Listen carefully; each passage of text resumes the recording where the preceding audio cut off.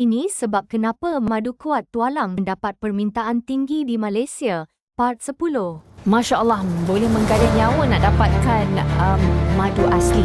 Wah, itu dia bukan mudah untuk mendapatkan madu yang original, yang betul-betul asli dan juga berkualiti. Wow, Masya Allah, hebat sungguh. Itu dia, kita nak bersama pemburu madu tualang. Itu dia. Jadi sebenarnya kalau kita nak beli madu pun, kita kena tahu sebenarnya adakah madu itu betul-betul berkualiti. Itu dia, pemburu madu tualang 100% asli, terus dari hutan. Betul, 100% asli dan harganya jauh beza dengan madu honey dan pastinya 100% asli.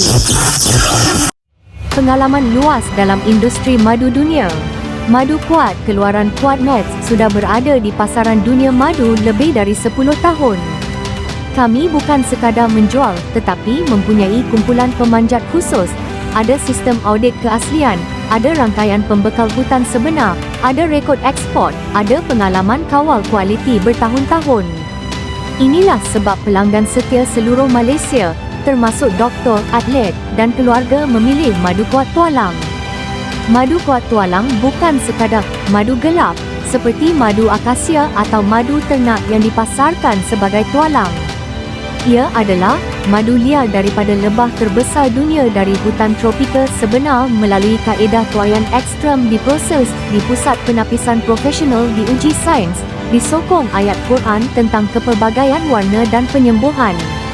Allah berfirman, pada madu terdapat penyembuh bagi manusia. Surah An-Nahl ayat 69.